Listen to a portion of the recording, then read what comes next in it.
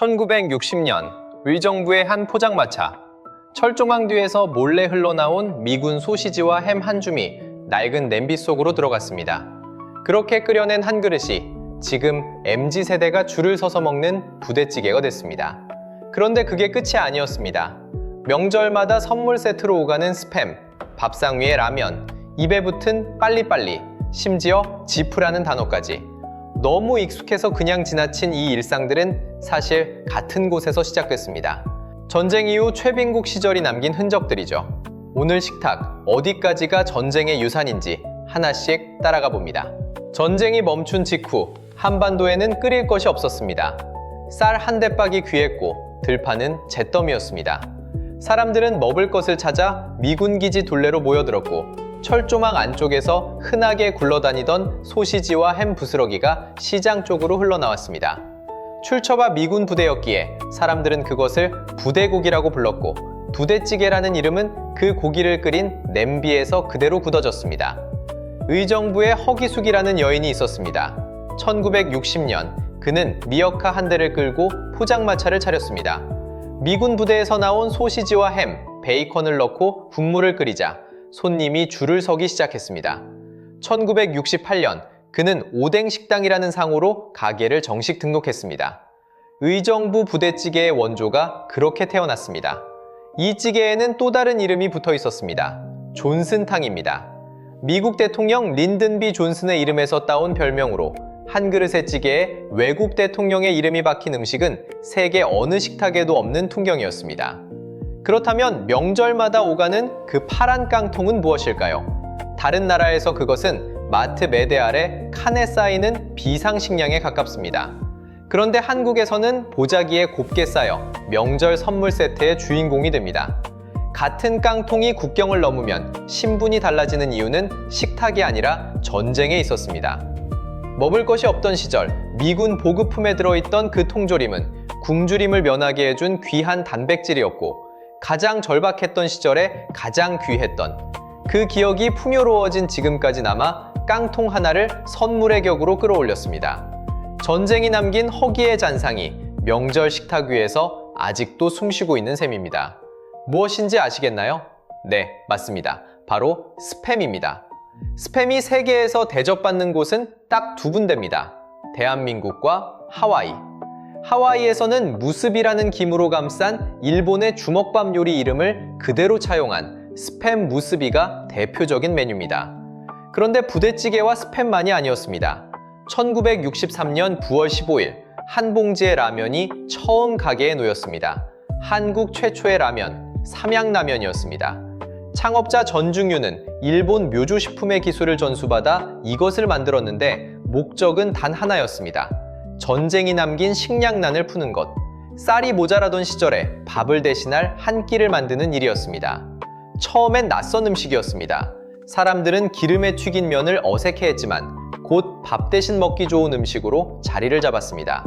1969년에는 한 해 1,500만 봉지가 팔려나갔고 전후의 비상식량으로 태어난 한 끼는 이제 K푸드를 대표하는 얼굴이 됐습니다. 그중 대표적인 브랜드는 모두가 알고 있는 불닭볶음면입니다.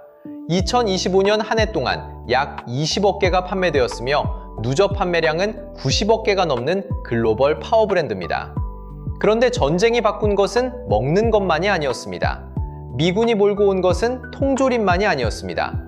그들의 트럭과 차량도 함께 들어왔고 다찌라는 트럭 이름과 지프라는 단어가 한국말 속으로 조용히 스며들었습니다. 지금도 길에서 지프 한 대라고 말하는 순간 그 한마디 안에 전쟁의 흔적이 남아 있습니다. 우리가 영어처럼 쓰지만 영어가 아닌 말, 콩글리시의 상당수가 바로 이 시기에 태어났습니다.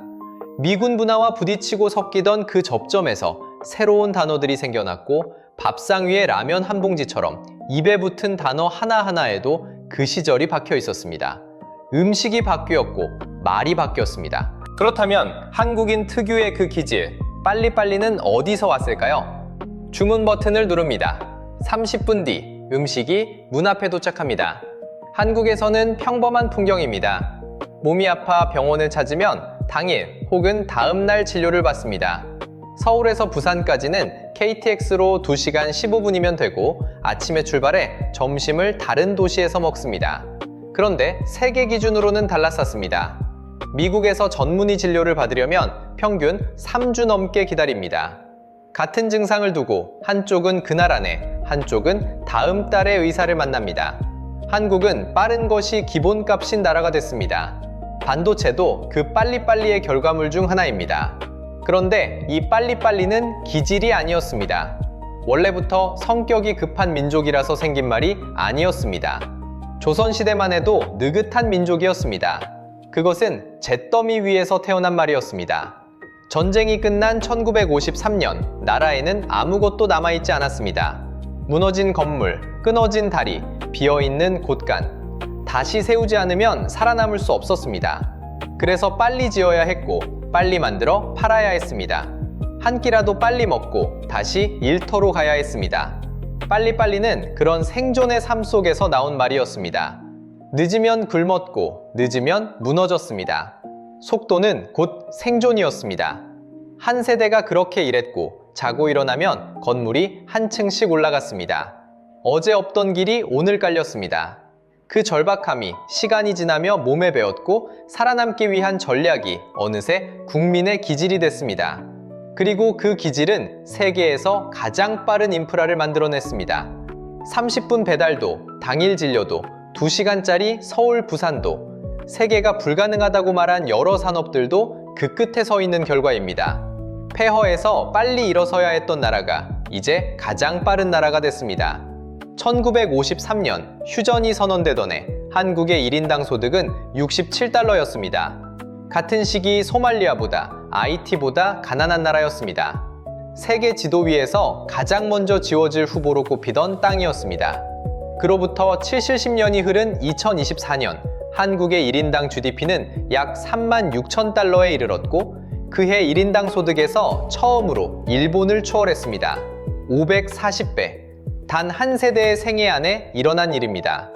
폐허에서 태어난 한 사람이 아직 살아있는 동안 한 나라가 최빈국에서 선진국이 됐습니다. 이런 속도로 올라선 나라는 현대사 어디에도 없었습니다. 부대찌개 한 그릇, 라면 한 봉지, 입에 붙은 다찌 한 대, 무심코 내뱉는 빨리빨리 한마디. 그 모든 것이 그 70년의 단서였습니다. 낯익다는 이유로 흘려보내던 일상이 사실은 잿더미 위에서 살아남은 흔적이었습니다. 2023년 한국의 K-컨텐츠 수출은 133억 달러를 넘어 사상 최대를 갱신했습니다. 전쟁의 잔해 위에 세운 산업이 이제는 세계에 문화를 파는 나라가 됐습니다. 한때 원조로 끼니를 잇던 나라가 세상에 이야기를 수출하고 있습니다. 오늘 식탁 위에서 말버릇 속에서 무심코 지나친 어떤 것이 사실은 전쟁의 유산이었는지 그 단서를 댓글에서 함께 찾아본다면 어떨까요?